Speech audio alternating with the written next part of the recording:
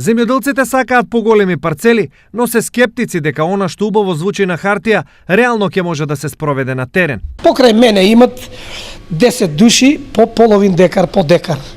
Од тие пола се роднини, не се сакаме, не се. Како ќе ние земеме неговата нива да окрупнеме? Не ми е јасно на мене тоа. Неке да даде. И да му плаќам ја или држава да рече ќе помогне, да сака да се направи. У таа аспект не можеме ние да го изведеме. Доколку овие лични спорови се решат, сите ќе имаат бенефит од производството. Ова е потврда дека интерес кај земјоделците од регионот има. Јас работам сега моментално 150 декара пченка са на 100 места. Комбај од нива на нива оде и ствара трошкове, ствара расипување на тоа. Колку е нивата од 50 декара, тамо нема расип, тамо нема арч, нема.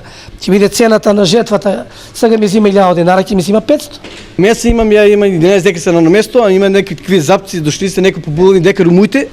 Ти ако може некој од државата ги оправи, може и направи.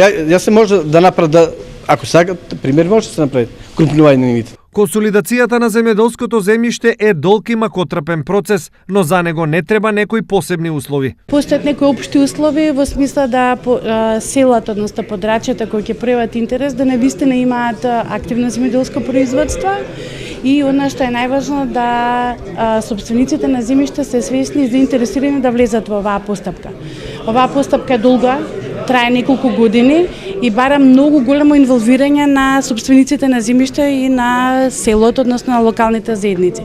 Во моментов се чекаат првите резултати од окрупнување на земјиштето во Битолско и Радовишко, а веќе во наредниот период се очекува постапката да се реализира во уште 12 плански региони.